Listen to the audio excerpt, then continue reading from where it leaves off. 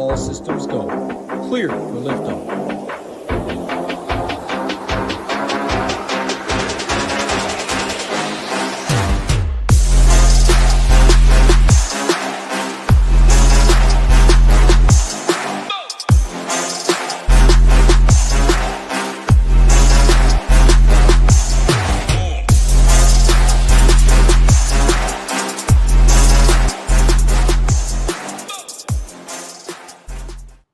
Welcome on in, golf fans. It's your boy, GS Luke, here with our Round 2 live stream, getting you ready for the Byron Nelson. Going to go through everything you need out there for your showdown lineups. But first off, a look at the weather report, any of your questions that you've got for me down in chat. Those can be some player deep dives, anything strategy-based over there on DraftKings. And then we're going to focus on some of the contests available, how you can find the most sustainable contest out there for your process, and of course, how you actually put together your lineup. So a little bit of everything out here in this live stream, but anything that you want me to fill in the cracks on, any of those questions, just feel free to go ahead and hit me up in chat. But other than that, hopefully you guys are having a fantastic Thursday. It's looking pretty decent over there for our main slate exposure so far. Also was able to play 36 holes of golf today. Got out there early this morning, just finished up about 15-20 minutes ago. So maybe a little bit sore, tired, that sort of thing, but super stoked to get into all the golf out there for tomorrow. And hopefully you guys are having just as fantastic a day. So any of those questions, feel free to go ahead and hit me up. Already got Ross down there in the chat nice and early and says, let's follow up a solid day one. Amen to that.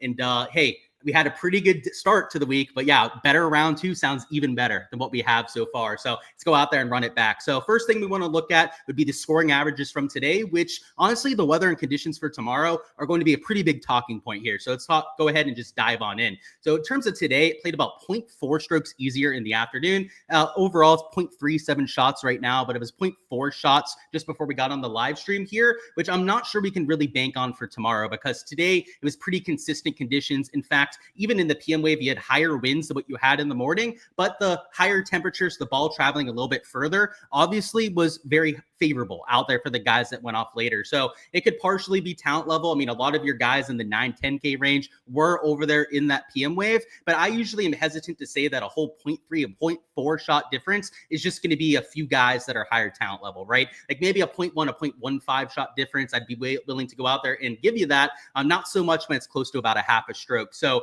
it definitely played easier in the PM today, but what is really going to make things difficult tomorrow is the precipitation that you have in the forecast, because on Wednesday, you had over 2 inches of rain in the area. In fact, I think the golf course itself got about 3 inches of precipitation, which is why you had lift clean in place. And tomorrow, you've got a few pockets of storms that are coming through. And this is the HRRR forecast that we have up right now, but this one isn't going to show the thunderstorms. If you've been following the HRRR for quite some time, it is much more useful out there from the wind perspective. And what you can see in this forecast is that some sort of a front is coming through in the morning, right? That's why those winds are really kicking up before the rain comes down. And I would have to imagine, especially because some of the other weather forecasts in the area are calling for thunderstorms, and there's a good chance that we have delays tomorrow. And just to show you that what we're talking about here, this is the local forecast for McKinney, Texas, which is 5 minutes down the road out here from the golf course. And you'll see tomorrow, this is for Friday morning over there, they've got scattered or isolated thunderstorms for all of the morning. So about 7 a.m. when they're teeing off over their local time,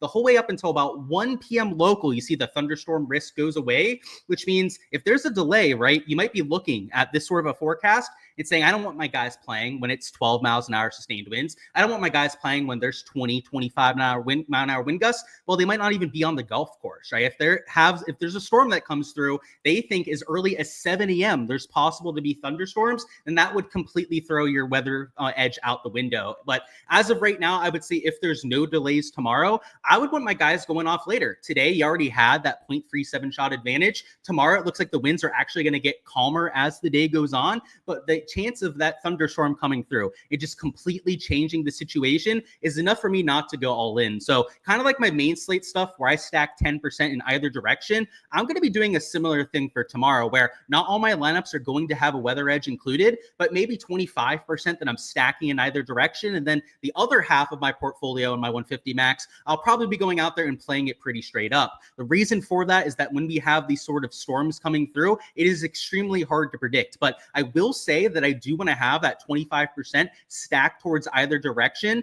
just in case we get that sort of an edge. Because if we get that over there in Showdown, and let's say it is a 0.5 to like a 0.6 shot advantage, that matters. And it wasn't the end all be all today. You still had guys like Hoey from the AM wave that went off.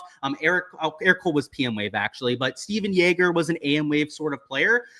You still going to have some of those guys that are showing up. In fact, we can show you the two different waves towards the top, and it looks pretty balanced, all things considered. Like, sure, Scotty shot -10. You had Vegas, Cole out there from the PM wave. These other guys over there at T4 are better. But look down here, right? Especially like these T11s. In fact, there's more guys that were AM wave over here at T11 than what you have for the guys from the PM wave. So that's why I'm only taking about half my lineups and stacking in either direction. Obviously, stay on top of these weather reports. Things can change as time goes on, right? No one has any sort of a crystal ball ahead of time to know exactly what's going to happen with the weather. Heck, these weathermen, these meteorologists out there usually have a pretty hard time figuring it out for themselves. So obviously, make sure you keep that variance in mind and know that even if the forecast look pretty definitive out there for tomorrow, that's Texas weather, especially this time of year. It is extremely dynamic over there in the, what do they call it? The Lone Star State, I guess, is what we're looking for. It's extremely hard to predict and volatile. So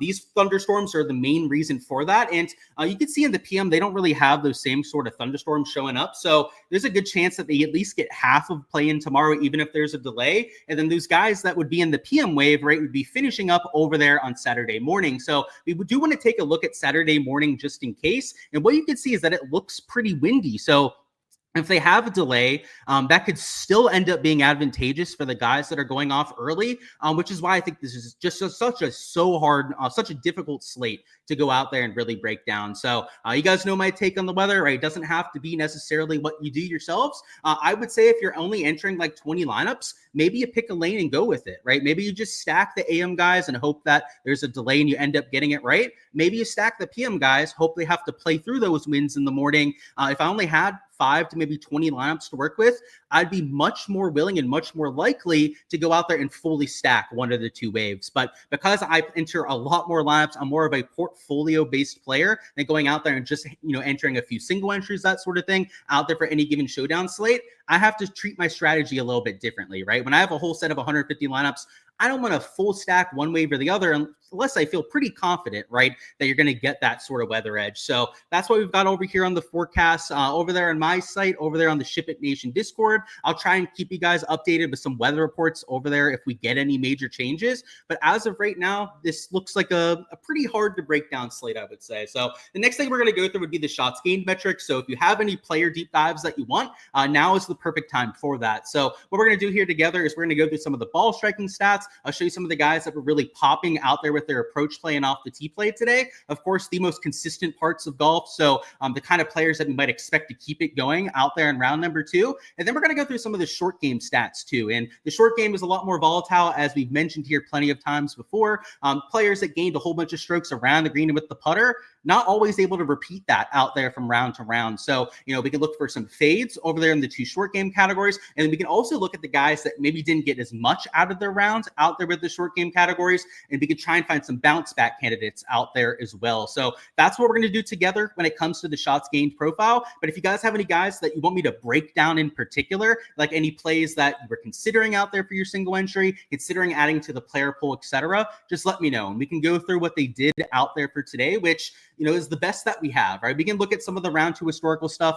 The Stone, by the way, great to go out there and get some of those round 2 historical stats. You can take a look at, birdie or better percentage, showdown scoring in general out there for these players. But what we have after an 18-hole sample size is some pretty good data to work with on these players, right? And it's not always going to 100% lead you to the nuts plays, but it's a pretty good way to go after guys that are due to go out there and play better. So that's what we're going to focus on there together. Scotty might get to -30. I don't know if that's a mush attempt out there from Darren, but yeah, man, he looks pretty good to get the week started for sure. And what do I think about Ross Steelman? You know that he's a prospect and a fellow Ross. Yep. I got to say, it's not a common name out there either. So it's a small fraternity of you Rosses out there. And he said, you don't know much about him. I don't know much about him either. So I've seen him a few times on tour before. So this isn't the first time that he's played. I believe he was a Monday Q this week. So he's kind of been around the tour for like the last 4 or 5 years.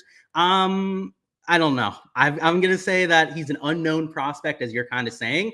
But hey, Ross playing a Ross out there in round 2 showdown, I don't think it could be the worst idea. And, we don't know a lot about him heading into this event. But like I was saying, we have the round 1 stats. Right? It's not the gospel for us by any means. But look at this. He's gaining off the tee, gained a stroke over there with his approach play. The 2 short game categories was into the negative. I mean, this is our poster child out there for round 2 showdown. He also didn't have too great of a round. I mean, he had a solid day over there at -4, but just a little bit better than your field average. Isn't going to mean that he's going to be like 5 to 10% owned, right? He won't be chalk because he's there at T39. And from the shots gained perspective, this is exactly what we're looking for. And I know I already kind of mentioned it over there, but these 2 categories, the off the tee and the approach play, just so much more consistent than the around the green and putting categories from day to day, right? So just because he lost in those 2 categories, right, it doesn't really bother me all that much. Right? He could easily go out there and gain 2 strokes in one of those 2 categories, and it wouldn't surprise me whatsoever. And if he continues this ball striking, I mean, 2 shots gained ball striking is excellent, regardless of who you are. But even if he just gives us like 1 shots gained ball striking, and then maybe he does spike for like 2 shots gained over there with the short game, gets a little bit of regression in those categories. I mean, that's like a -6 round right there, right? That's gaining 3 strokes to the field. That's giving you a near optimal performance at that sort of price tag. It's intriguing, man. I think that if your name was Ross, it'd be even more intriguing to go out there and want to play him. But from the shots gained perspective, it looks mighty fine, impressive. Now it seems like he's finding his game. Do his stats look good? Let's check it out. So I played him this week because, like you said, he's been rounding into form over the last month or so. It was a little putter dependent today. So, unlike a Steelman that we just went through, he is gaining in one of the 2 categories at least, but approach play slightly negative out there for round number 1. And you can see in the short game categories, he's gaining just over 2 strokes between the around the green and the putter, which this isn't like the worst stat profile in human history, but it's not one that's favorable. For a favorable stat profile, we'd want it flip-flopped, I'd say, out there between those 2 categories. But is he unplayable out there in round 2 showdown? Of course not, right? Like, these guys could always go out there, hit the ball better out there in round number 2. But I will say that Mao, for a 6K range player, is a little bit more popular than some of the other guys around him. And I haven't quite ran my round 2 showdown projections quite yet, but I'm assuming that he's going to be over 5% owned out there in my projections. So that would be the one argument against him, is that he was short game dependent, maybe going to be a little bit more popular than some of the other guys around him. And it's twofold why he's going to be popular. He's T18, so those kind of scores always draw a little bit more attention, but also he was a little bit higher owned than the other guys around him for main slate this week. For your just regular lineups out there for the 4 rounds, I saw him touted on some betting cards out there this week. That's why he's also going to get a little bit more attention. So yeah, for round 2 showdown, probably not the kind of guy that I'll play personally. My process, and I'll remind you guys, maybe if you're new over here on the channel, but I have 4 things I look for out there in round 2 and 3 showdown. And this never changes unless there's a weather edge that I'm adding on top of it. These are the 4 things I look for in my player pool, and they don't change. It's ball striking poppers, so guys with the approach play and off the tee play that were gaining 1.5, 2 strokes into the positive. As long as they're not mega chalky, there's a really good chance I'm using them in my lineups. I look for players that have short game regression, so that would be the around the green and the putting, maybe not being up to snuff. You lose 1.5, 2 strokes there. Maybe you're slightly positive in the ball striking category, right? Maybe you're not, ball striking it good enough to get into the pool based on the ball striking alone. But if the short game was terrible out there today, I'll take a shot on those guys bouncing back around the green with the putter. So that's the second thing that I look for. Third thing is course history. Look for guys that play well at this sort of golf course. A lot of times my course history players are a little bit lower owned than the other guys I'm getting to. Reason for that is I'm looking for bounce back candidates. If, the shots gained metrics aren't putting me onto those sort of players, it's probably because they struggled out there today. So, if I'm trying to weed through the guys that struggled out there in round number 1, I look for the guys that have familiarity and have comfort on this golf course, right? Guys like Cage Lee have won here multiple times. Guys that finish in the top 5, top 10 regularly around a TPC Craig Ranch could be worth a few extra looks. Now, they did make some changes to the golf course this year, so perhaps playing a little bit different here in 2025, but still something I think you can incorporate into your process. And then the fourth thing I look for are high upside players. So those would be high birdie percentage players, which, by the way, the PGA Tour tracks, of course. Birdie or better percentage is one of the stat categories that you can search on their site. You can look at par 5 scoring, or players in general that have a wide range of outcomes. And by wide range of outcomes, I mean guys that are extremely volatile. When they don't have their best stuff, maybe they're shooting something like 4 or 5 over par. But when they do have their best stuff and they're firing on all cylinders, they're capable of shooting something like 6 or 7 under par. Those sort of players I don't really have a ton of those kind of guys that I'm throwing into lineups, but kind of like the course history players that I'm getting to, those guys are usually relatively low owned because, again, if the shots gained metrics aren't putting me onto a play, it's probably because they didn't play that good today. But just because somebody is a poor play out there in round number 1, obviously does not mean that they're going to do that round 2. There are going to be bounce back candidates. You see bounce backs every single round out there on the PGA Tour, and getting to those players is key because they're lower owned. They're the pieces of leverage you can use to offset some of the chalk in the rest of your lineup. And if you're only going after the shots gained metrics or, some of the, results out there from round number 1, you're not going to get yourself onto those sort of players. So that's why I use the course history. It's why I use those high upside, more volatile, aggressive players out there in my lineups to try and balance the ownership. Or I'm going to have some guys, by the way, the ball strikers, for example, let's just go ahead and bring up the top end of that list. These guys that striped the ball out there today are going to be a little bit more popular than the rest. And obviously Scotty was going to be popular, but even guys like a Castillo, Eric Cole, Knapp, Kevin Yu down here are going to be more popular than they otherwise would be. And, a Jake Knapp is the poster child out there for round 2 showdown, getting over 2 strokes off the tee, gaining over a stroke over there on approach. Also pretty good ball striking heading into the week, but he lost nearly 3 strokes short game. You may say, like, what's the issue here, right, Ali, with this sort of play? It's ownership, right? We're not the only ones that know about the ball striking being the most consistent part of golf. We're not the only ones that look for some short game regression candidates, which is why you have to have those course history guys. It's why you have to take a chance on some bounce backs up there on some high upside players to round off that kind of ownership. So that's what I do in my process. It does not have to be cookie cutter, copy and paste, the same as what you guys go out there and do yourself, but you should have reasons for getting onto your players. Maybe it's the round 2 historical, right? I'm not a huge historical guy out there for my process, right? Just full transparency, not really something I'd use all that often for any given round, but that could be a way that you get onto players, right? Some people swear by that out there on their process. Some people swear by going based off of like just putting stats alone, right? They just want to look for guys that are good bounce backs out there with the putter alone. I'm more so looking at the around the green and the putting. When I'm looking at ball striking, right, I look at off the tee and approach as a whole. But if you want to be more specific about it, then by all means, right, go out there and do so, but just have a process in mind, right? I have my process, which has, been proven to work for me over the last 3 or 4 years, but find the process that works the best for you out there. So for example, like these ball strikers towards the top, I tend to really like them in general, but the guys that I really, really use out there in showdown lineups, like my favorite players for leverage out there in 150 maxes are a little bit further down. I mentioned looking for guys getting like 2 to maybe 3 strokes ball striking as the hot spot. And that's because they're not going to be as popular. They're mostly guys closer to like T39. You can see a few guys at like T18 that are kind of mixing in here, but they're not the guys starting in the top 10, right? They're not your Scotty Schefflers that just went absolutely batshit nuclear out there in round number 1. They're more sneaky guys that you could go out there and play at slightly lower ownership. So for example, Jordan Spieth, going to be much, much, much lower owned than what you have there with Scotty Scheffler, but he hit the ball well today and then he lost in the 2 short game categories. He also sets up really well out there for tomorrow's showdown slate, but unlike the whole top end of the board here, like Knapp, for example, maybe it's not a great example because they're not the same portion of like the salary board, but Knapp is likely going to be a lot more popular than Jordan Spieth, right? Even though Spieth is a 10K player, because of the fact that he gained a lot more ball striking. So, these are the kind of things that you probably want to keep in mind as you go through your lineups and trying to figure out who you're going to play for any given slate. So let's point out a few other guys that kind of pop here. So Kevin Yu, whole bunch of ball striking, but lost in the 2 short game categories. Taylor Pendrith, same thing. And he won here last year. He putted extremely well as well. So could be a little bit of a bounce back candidate in that putting category. You have Trevor Cohn here also gaining in the ball striking categories, but losing with the 2 short games. You had Jordan Spieth we mentioned before. Who else? Ben Griffin gained over 2 strokes out there in approach, but lost nearly 3 strokes with the short game. So these are the sort of players that I'm looking to get over the field on.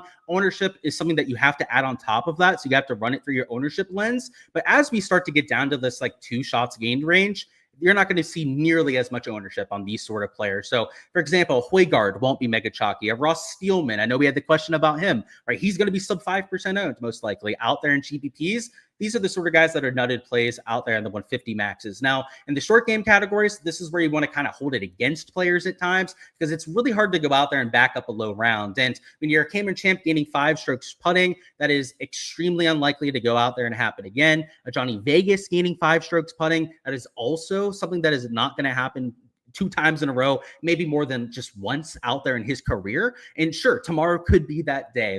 That is within the range of outcomes, but I will bet on negative regression all day. Like I've just seen it so many times out here. I mean, how many times on these showdown streams have we come here the next day and shown you some of that regression out there with players? You know, Johnny Vegas, he's going to be a test subject for us out there tomorrow, right? On that round 3 showdown stream, we're going to have to go back and check out Johnny Vegas because it wouldn't surprise me if he lost 2 or 3 strokes putting out there for tomorrow. So that's why these sort of players are normally fades out there in my exposure. So Molinax, like Velamaki, he's probably going to be pretty chalky. He was your second most popular player on the slate this week, which, by the way, was very surprising. I thought he'd be chalk, but I didn't think he'd be like 17% owned chalk out there in GPPs. Guys like Stevens, Kanaya, right? Maybe not the best plays on paper, especially when they lost in the short game categories or the ball striking categories, I should say. So for example, like a Carl Phillips, I played him. I'm super glad that he shot -6 for my lineups, but him gaining 4 strokes short game, that feels very unsustainable. Does not feel like he's going to do that for the entire week. You can say the same thing about the around the green stats, right? If you take a look at the guys that gained a whole bunch of strokes around the green, these are the kind of players that I'd see coming back down to earth. And if they gained across both short game categories, so in Baddeley's case, around the green and the putter, Rafael Campos gained in both categories, McGreevy, Adam Schenk down here, these are the kind of guys I'm fading out there in my showdown process. So it's not the gospel. There's always the other players that you're going to want to mix in as well. Maybe it's course history guys. Maybe it's round 2 historical guys. You name it, right? High upside, whatever sort of stats that you're using for your process, you should have things to look for on top of just the shots gained metrics here, right? They're a tool, but they're only just one tool that you're using out there for any given slate.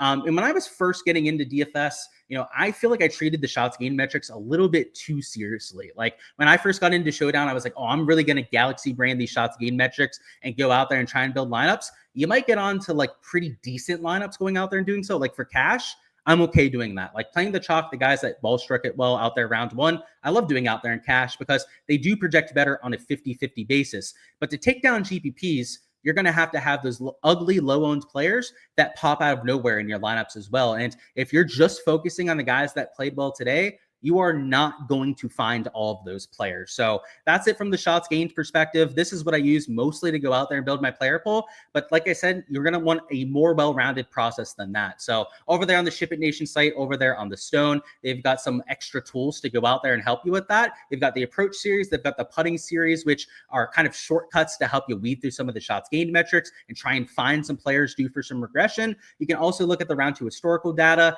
and they've got tee time stuff on there, you name it, right over there on the Stone. So that's one way to go out there and build a player pool. And, you know, you can adapt it to your own, right? You don't have to go out there, do exactly what I do exactly what SHIPIT Nation does either. You can take bits and pieces of both. You can take bits and pieces of what you do already out there in your showdown process and have a lot of success that way as well. There's no one simple answer for going out there and taking down slates, or else the same people would be taking down every single contest, right? If it was cracked, if there was a, you know, I guess like a Rosetta Stone or something like that, just to go out there and have the nuts for every single slate, then the same people would win every time, right? And that obviously isn't the case. So keep that in mind out there with your lineup building process, which by the way, Scotty's -190 now to win.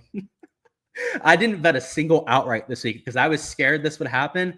Jeez Louise, I am glad to have escaped that bullet. How did Champ just come out of nowhere? Nobody was talking about him at all. So Darren, he was a alternate for one of the withdrawals this week. So he wasn't even available on DraftKings. So you're not going to see him in any of the contests out there for main slate. And yeah, literally came out of nowhere, right? Alternate gains 5 strokes ball striking, putting, I should say. That's how you do it. Right, this week is the Champ wins after being MIA for 2 years. That would be kind of funny. If our McScleezy play flips the ball striking, watch out for a nuke round. I got to say, Ross, while I don't think he's a great play on paper for round 2 showdown, if he does that and gains like 3 strokes ball striking and then continues the putting, I'm not going to complain about it because, yeah, I mean, you know, right? I played him in a bunch of my lineups this week. And if he goes out there and he gets into that top 10, then so be it, right? It might not take down a showdown GPP tomorrow if he goes out there and does so, but the main slate exposure will probably make up for it. So I don't usually like think about that kind of stuff out there when I'm building my player pool. I just like stick to my guns, right? My process, when I used to go out there and build my plays, which unfortunately means that Max is not making my pool. So hopefully he proves me wrong though. Bro, we had Johnny Vegas first round leader. Yeah, man, the Scotty Buzzsaw gets everyone at some point. I've had outrights killed by the Scotty Buzzsaw, and I usually don't bet a whole bunch of first round leaders, but that's brutal, my man. What's going on? Joseph says nephew Rico for the monies. Yeah, man, Rico is having himself a week, huh? I mean, he did gain a bunch putting today, especially out there on his backside, but ball striking was there too. So yeah, good old Rico Hoe. I think you mentioned them yesterday over there on the stream, if I remember correctly. Good call if so. But let's go through some of the contests over there for tomorrow now. And what we like to focus on here are contests that you can be sustainable with. If you want to enter the $25 lottery, then you do it, right? Like, I'm not going to tell you to do so because, at least being realistic, you're probably not going to win it with a lineup or two, and you're probably letting your money on fire. So I'm not going to go out there and tell you to go out there and enter those sort of contests. The big $5, this is a single entry, I guess. I'm looking for the big $5 GBP out there for tomorrow. And I'm not even sure if they have one posted, at least based on what I'm seeing right here. So, hey, that's okay. The big GPPs aren't usually what I'm focusing on for my sustainable exposure. You more so want to be looking at these like single entries. So this is the perfect kind of contest for a lot of you guys out there. If you have a $100 budget and you only want to enter one lineup, go out there and enter it here. And maybe you have a $100 budget and you're not set on just entering one or maybe like 5 lineups out there in the $20 GBP. Put it in here, right? If you're choosing between those two different things, like $20 entries out there in a big GPP, or just putting $100 on one entry over here in a single entry, enter the single entry. And you may think that that's backwards, right? Going like, oh, you only want one lineup, right? That's consolidating all the risk down into one spot. That is true, but the payout structure of these contests are a lot more favorable out there for your sort of player, right? Because the reason I say that is that if you went out there and you wanted to enter this big sand trap for tomorrow, where it's a 141 max entry, first off, what the hell is that? That's the first time I've ever seen a 141 max entry. Not sure if the DK intern got too high today or something and went out there and posted that. But let's look at the payout structure here. It's a fifth to first place. That's also super top heavy. You're playing against 5,000 people. That's a lot more entries than these other single entries. In a top 10 finish in a single entry, it'd be a pretty decent start. But a top 10 here is going to be so much harder to go out there and get to. And unless you finish in like the top 5 and you're winning $1,500 or more, like the payout's okay. It's pretty solid, but you had to finish top 10 out of 5,000 people to get there. And really the only reason to enter these contests, and the reason why I just can't advocate for going out there and playing in them, is so that you can win a big first place prize, right? Like people like playing the lottery. People like going out there and feeling like they're going to win a whole bunch of money based on one lineup. You're probably not. I hate to be the voice of reason out there for you, but that's most likely not going to happen. So focus your exposure, at least if you want this to be more sustainable and something that you can do every single round and grind out ROI long-term. It's these sort of contests that you should focus on. And this $5 single entry is a good one as well. If you guys are out there and maybe you're a smaller stakes player, like don't be afraid to enter these. Like if you're going to take, sorry, this is a $100 single entry. I'm looking at the wrong one there. This is the caddy that I was trying to bring up here. Like it's still decent payouts for the top 5, but it's a lot flatter than what you have in some of those other contests because only 10% to first place rather than 20, 30% out there to first place. Like some of those other GPPs, you're not giving all the money out there just to one person and you can spread it out over the rest of the top 10. So, if you go out there and you cash one of these top 5 lineups, that's 20x right there, right out there for 5th place. And sure, it's not $20,000 that you could quote unquote win. Remember, you're playing against people with 140 lineups out there in those contests. You're probably not beating them very often out there against 5,000 other people. These are the kind of contests that you want to be focusing on. And let me see if they have the $10 18 max. I have to guess they probably don't with how small the contests seem to be for tomorrow. And yeah, based on what I'm seeing right here, it's not the best contest selection that I've ever seen over here on DraftKings, but there are a few contests that you can still get by with. You do have this $250 4 max that's posted there, but it's a third to first place, just like some of those other super top heavy contests. Just not the best out there for your long-term ROI. over here with our player lineup construction, let's go ahead and just build a lineup together real quick, just to kind of show you what you should be thinking about when putting together your lineups. And a lot of that comes down to leverage in round 2 and 3 showdown. Placement points aren't in play like they are out there for Sunday, where we are focusing on guys starting in the top 5, top 10. And while it's okay to maybe have somebody that played well out there for today, they are going to be higher round on average than some of the other guys around them. And just because you had a good round 1 does not mean that the same thing is going to happen in round number 2. So in general, I try and really sneak in a lot of pivots into my round 2 lineups because of the overreaction that you have over 18 holes. You have a lot of people out there that maybe don't understand how golf works as much. Casuals, people that just don't track it nearly as much. You see people like, let me think of a good example. Someone going like wire to wire. I can't really think of one recently, but like you've seen people like in the news, like Rory, right, going pretty much just dominated over the Masters for the last 3 rounds. Like people think that happens every single week, right? Like you have this guy that goes out there and just dominates for 4 straight rounds. That hardly happens out there in the PGA Tour. In fact, other than that, I can't really think of an example this year where that happened. Thomas Dietrich, when he won, he was in command for all 4 rounds. So maybe he's the closest example that we have to that. But how many other events in between those have we had where that hasn't been the case out there for players? So let's go ahead and throw a pivot up here towards the top. I'm going to throw in Jordan Spieth here because he's an AM wave player. The weather is not really a massive impact for me, but I do like the fact that he will have slightly softer greens, and his iron play was on point today, right? To go back to the shots gained metrics, gained off the tee, gained at the approach play, and then lost in the 2 short game categories. So yeah, give me him at slightly lower ownership up there towards the top. Let's throw into Pendrith, also a little bit lower owned over there at T37. Yeah, probably about like, I'd imagine 10 to 12% owned. I haven't ran my projections quite yet, so I can't give you an exact number, but probably low teens ownership out there at a Pendy. So you're giving me a sub 15%er on Spieth, probably another sub 15%er over there with a Taylor Pendrith. We're already starting a lot different than other lineups are going to. And if we're really intentional about trying to take some lower owned players with our last 4 spots, we can feel really good about the leverage that we're taking. So in this range, there weren't a whole bunch of guys that were standing out. Kevin Yu had a really good shots gained profile.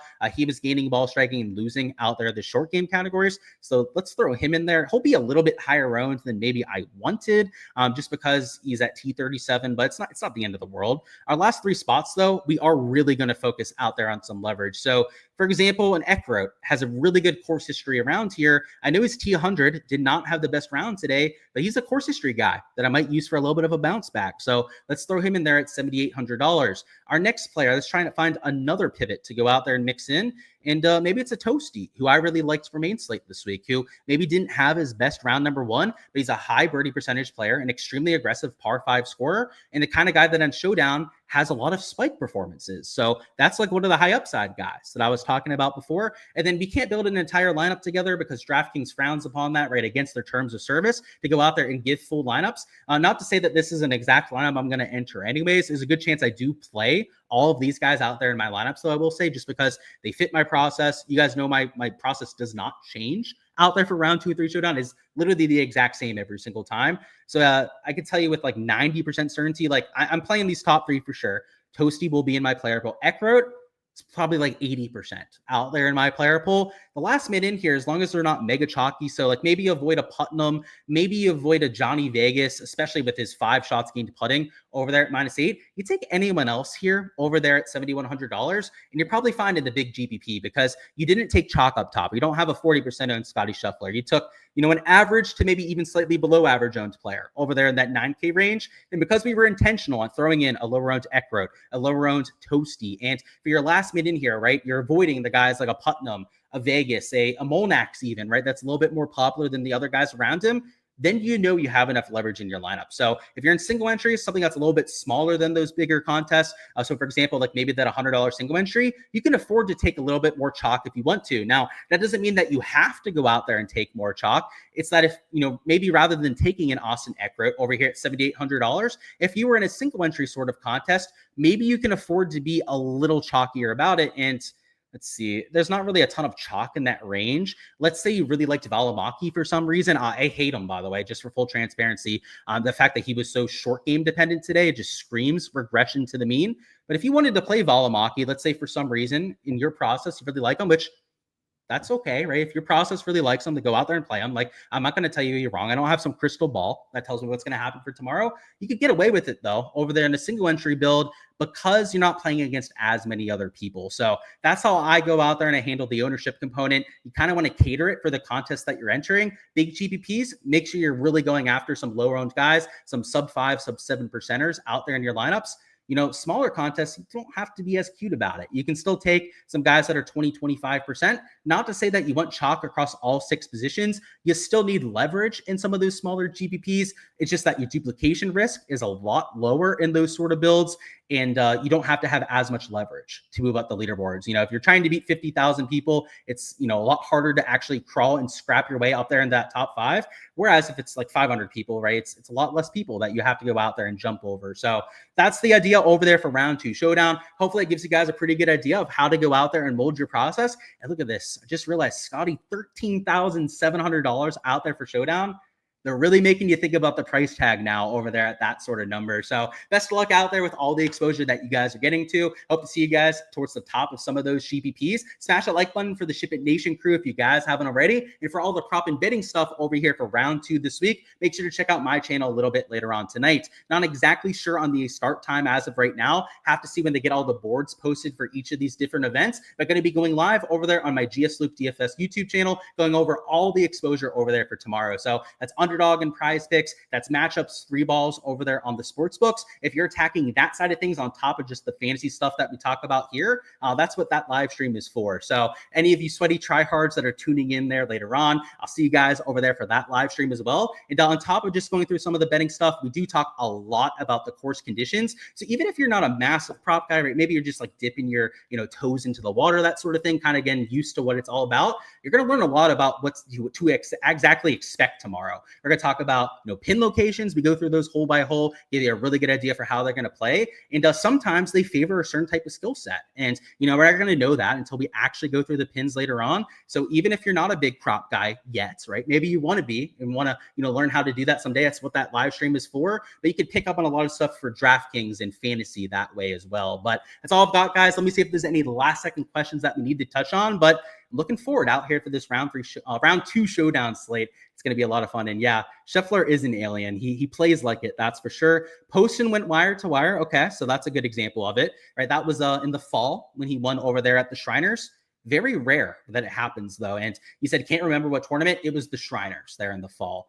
Taylor Moore. So let's look at the stats out there on Taylor Moore. So he had a really bad day today. I know that much. He shot +3 over there in the morning wave. I mean, you could see him at the bottom over there, right? He only gained around the green. Put it this way. The shots gained are not the reason for going out there and playing a Taylor Moore. If you're going to use Taylor Moore, it's because he's a high birdie percentage player and no one's going to use him. At T147, you're talking about sub 5% ownership over there in a lot of contests.